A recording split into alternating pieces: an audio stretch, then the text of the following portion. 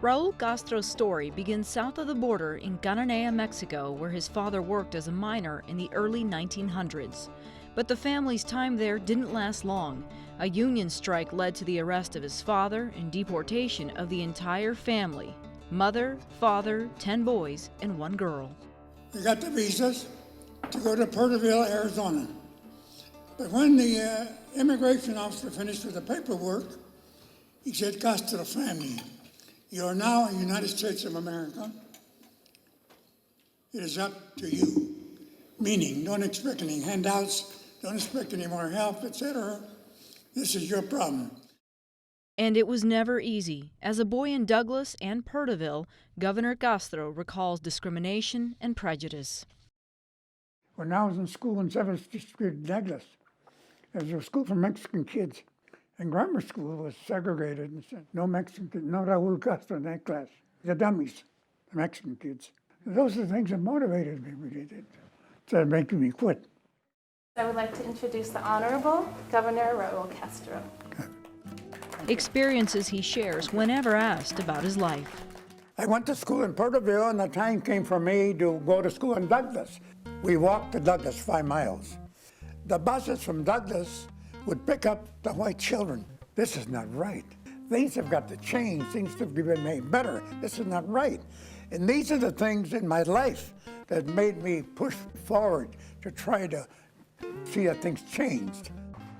Painful memories and a difficult childhood. But the day Arizona's first governor visited the border town of Douglas may have changed it all. It's a story he tells even now at the age of 98. The best part of it, though, was living in Porterville, that the first governor of Arizona, George W.P. Hunt, would be in town in Douglas, free hot dogs and hamburgers. That was the appealing factor for me. He announced that the governor of Arizona had arrived. Heavy set, big shoulders.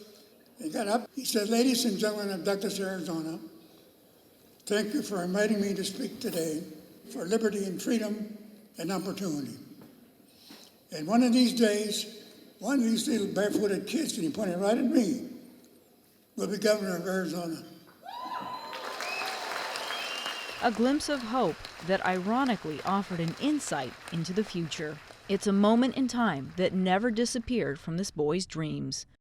One day, the teacher in this school for Mexican kids came, put an arm on my shoulder, and said, "Raul," she could pronounce my name, "you're not making good work. I think you can be a very good student, but you're not being one." On the way home that evening, I thought to myself, that teacher must care for me. Believe it or not, I did become a good student. A strong student and a standout athlete, he enrolled at Northern Arizona University. In Flagstaff, I was the king of the campus. Quarterback on the football team, belonged to everything on campus. So graduation time came, and I thought to myself, I'm a big shot. I graduated. I tried to get a teaching job in Arizona. Nada. We don't hire Mexicans to be teachers. So I went to Mother and said, "Mother, I'm going to leave you. I can't get a job. I'll become a bum, a hobo." By train, he traveled to Oklahoma and worked the fields, boxing on the side, and he worked at the Douglas smelter. Everything fueled his fire. You can change things. For instance, when I worked at the smelter in Douglas, I get paid half wages. If your name was Smith and Jones and Blue Eyes and et cetera, you got for $40 an hour. I got $2.20. And I says, "Why?" "Because you're a Mexican, and that's get half wages. You could be a miner in Bisbee if you're a gringo, but not if you're a Mexican. You can only be a mucker. That's why you're able to vote." A job at the American Embassy across the border from Douglas ignited an interest in public service and an idea that maybe he should apply to law school at the University of Arizona. Despite administrative objections, he was accepted and excelled. He's proud to say education forever changed his path. I was county attorney, judge of Superior Court, a judge of a juvenile court, governor, ambassador in 3 countries. And when I went to Argentina, why would they send a goddamn Mexican to be the American ambassador? That's right. What did you say?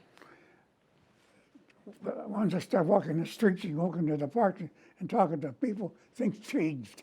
And they said, fine. I became a darling of Argentina.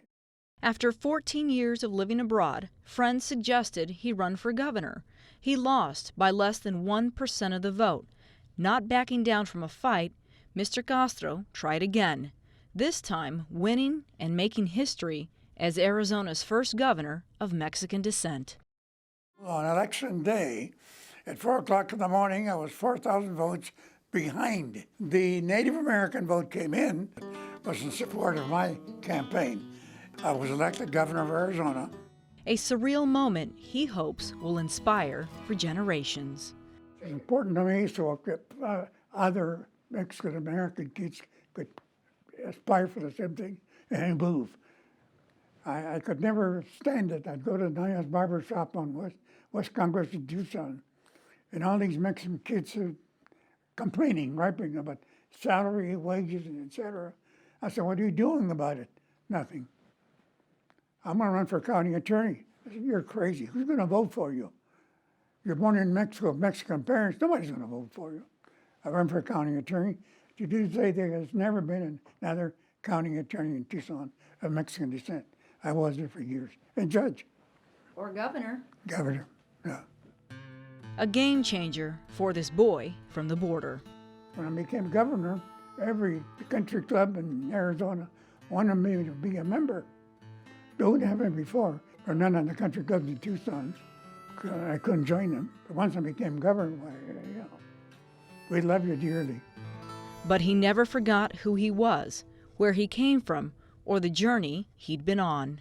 Even in Nogales, strictly a Mexican town in every sense of the word. The kids don't have that motivation. They quit. They give up. I used to go to schools and talk to the kids. They say, Mr. Castro, you must come from a wealthy family. And those are the things that sort of kill me. What do I tell them? I said, look at me. When I was born in Cananea, Mexico. And everywhere I go, even now as an adult, I get set back. Border Patrol would stop me. Where were you born? Mexico. Then comes the hee-haw. I'm painting my fence and Border Patrol comes up. Hey, amigo, ¿tiene tarjeta? No tengo tarjeta. That's been the story of my life, really. But that's something that motivated me. Never quit, never give up. Like Raul Castro's legacy, it lives on, strong, even at 98. No, a little tattered and torn, really. It's hard. The eyesight gets weak, it's sordo, and it's not easy. It was never easy for him, as a child, as a man, yet the difficulties were what shaped his character and engendered his accomplishments.